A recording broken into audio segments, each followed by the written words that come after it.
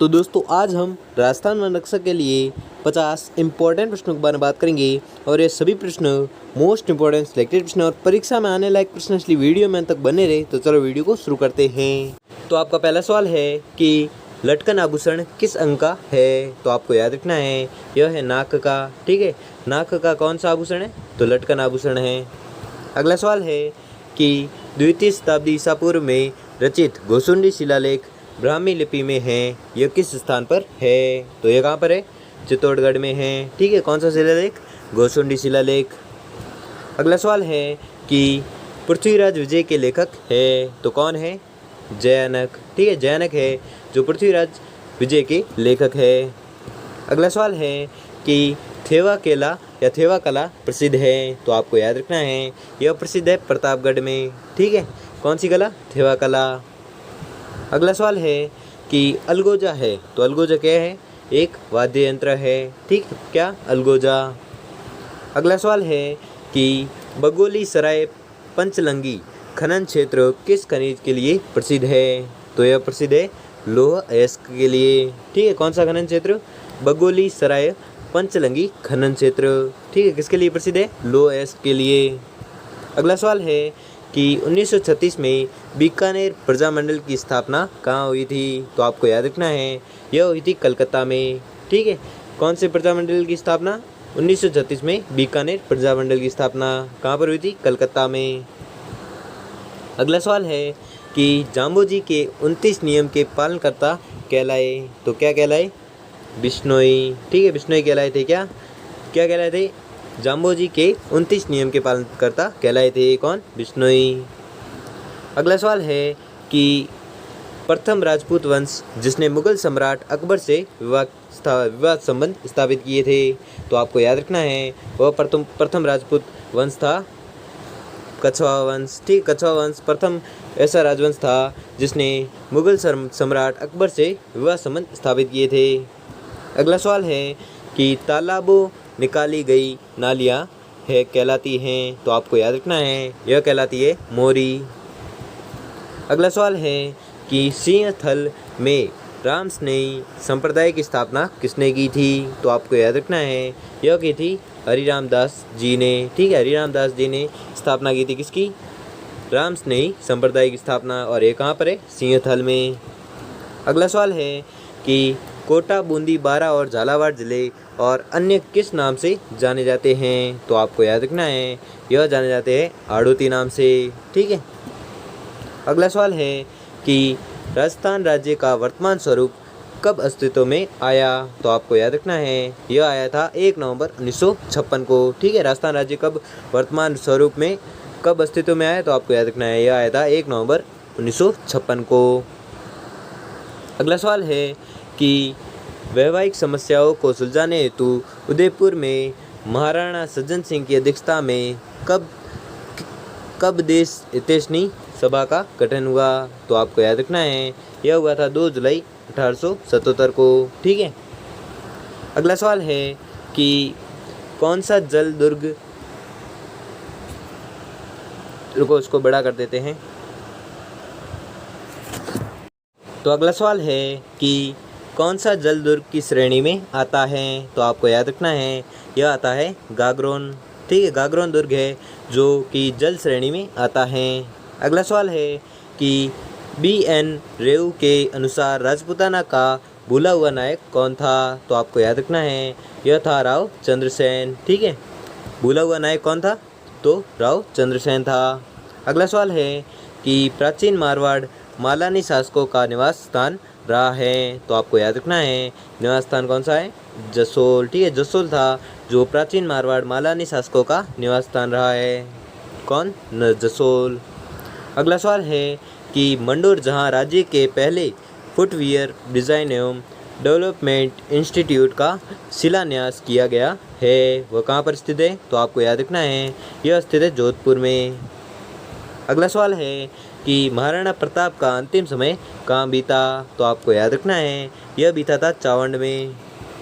अगला सवाल है कि खरीदा पत्र किसे भेजा था? तो आपको याद रखना है यह भेजा था एक रियासत के राजा द्वारा दूसरी रियासत के राजा को। अगला सवाल है कि स्वाई जयसिंह ने कितने स्थानों पर वेधशालाओं का निर्माण करवाया था, तो आपको याद रखना है यह करवाया था 5 स्थानों में। ठीक है। अगला सवाल है कि राज प्रशस्ति किस स्थान पर अवस्थित है, तो आपको याद रखना है यह अवस्थित है राजसमंद झील की पाल पर। अगला सवाल है कि 1665 में मिर्जा राजा जयसिंह और शिवाजी के मध्य हुई संधि कहलाती हैं, तो आपको याद रखना है यह कहलाती है पुरंदर की संधि। अगला सवाल है कि कूचामणि ख्याल के प्रवर्तक है, तो आपको याद रखना है यह प्रवर्तक है लच्छीराम। अगला सवाल है कि बनी ठनी संबंधित है, तो आपको याद रखना है यह संबंधित है किशनगढ़ शैली से। ठीक है। क्या संबंधित है? बनी ठनी। अगला सवाल है कि राज परिवार के बच्चों को स्तनपान कराने वाली औरतों को कहा जाता है, तो आपको याद रखना है यह कहा जाता है दाई। अगला सवाल है कि शेखावाटी क्षेत्र में गीदड़ नृत्य किस त्यौहार के अवसर पर होता है, तो आपको याद रखना है यह होता है होली के त्यौहार पर। ठीक है। कौन सा नृत्य? गीदड़ नृत्य। अगला सवाल है कि राजस्थान उच्च न्यायालय में न्यायमूर्ति की नियुक्ति कौन करता है, तो आपको याद रखना है यह करता है राष्ट्रपति। अगला सवाल है कि राजस्थान विधानसभा की प्रथम महिला अध्यक्ष कौन थी, तो आपको याद रखना है यह थी सुमित्रा सिंह। ठीक है। सुमित्रा सिंह थी जो राजस्थान विधानसभा की प्रथम महिला अध्यक्ष थी। कौन? सुमित्रा सिंह। अगला सवाल है कि हरियाणवी नस्ल हेतु प्रसिद्ध मेला है, तो आपको याद रखना है यह मेला है जसवंत मेला। ठीक है। जो किसके लिए प्रसिद्ध है? हरियाणवी नस्ल के लिए। अगला सवाल है कि अंता गैस विद्युत केंद्र स्थित है, तो आपको याद रखना है यह स्थित है बारां जिले में। ठीक है।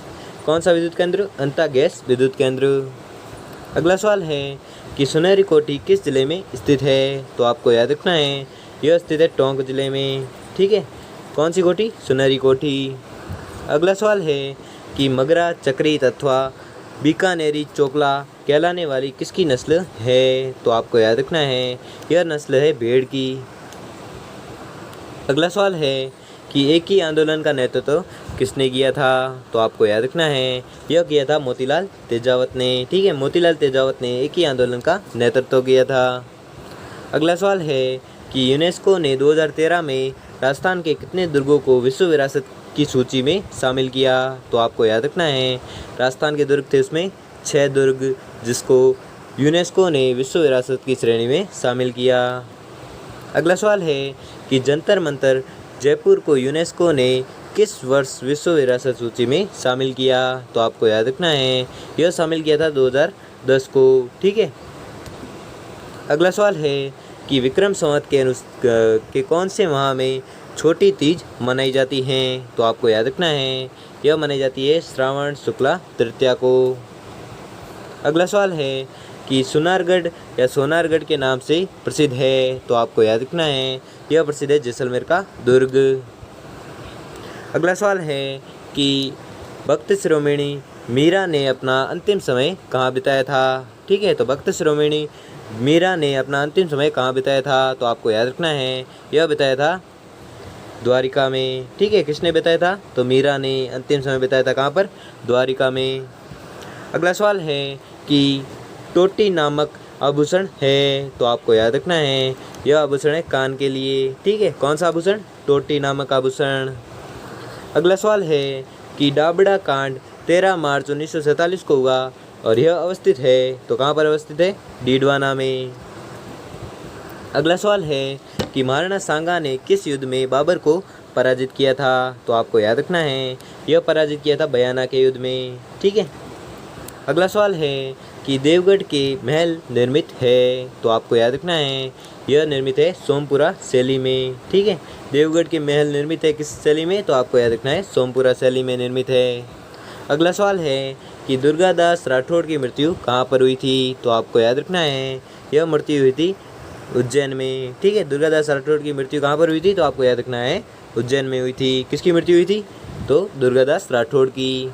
अगला सवाल है कि शिशुपाल वध के रचयिता हैं। शिशुपाल वध के रचयिता है तो कौन है, तो आपको याद रखना है यह रचयिता है महाकवि माघ। ठीक है। महाकवि माघ है जो शिशुपाल वध के रचयिता हैं। अगला सवाल है कि 66 झरोखे वाली पटुआ की हवेली किस जिले में स्थित है? तो आपको याद रखना है यह स्थित है जैसलमेर जिले में। ठीक है, कौन सी हवेली? पटुआ की हवेली। अगला सवाल है कि अलाउद्दीन खिलजी के आक्रमण के समय जालोर का शासक था, तो कौन था? कानड़ देव। ठीक है, कानड़ देव शासक था जब अलाउद्दीन खिलजी ने आक्रमण किया था। अगला सवाल है कि 1734 ईस्वी में मराठों को पराजित करने के लिए राजस्थान के शासकों की बैठक कहाँ हुई? तो आपको याद रखना है यह हुई थी हुरडा में। ठीक है, हुरडा में बैठक हुई थी। कब हुई थी? 1734 में। अगला सवाल है कि मेवाड़ प्रजामंडल का प्रथम अध्यक्ष कौन था? तो आपको याद रखना है यह था माणिक्यलाल वर्मा। ठीक है, माणिक्यलाल वर्मा था जो मेवाड़ प्रजामंडल का प्रथम अध्यक्ष था। कौन? माणिक्यलाल वर्मा। अगला सवाल है कि मानगढ़ हत्याकांड घटित हुआ, तो कब घटित हुआ था? 1913 को। ठीक है, 1913 को कौन सा हत्याकांड घटित हुआ था? तो मानगढ़ हत्याकांड घटित हुआ था। तो दोस्तों, आपको वीडियो कैसा लगा हमें कमेंट बॉक्स में कमेंट करके ज़रूर बताएं, और अगर आपको वीडियो अच्छा लगा हो तो वीडियो को लाइक और चैनल को सब्सक्राइब कर लीजिए। धन्यवाद।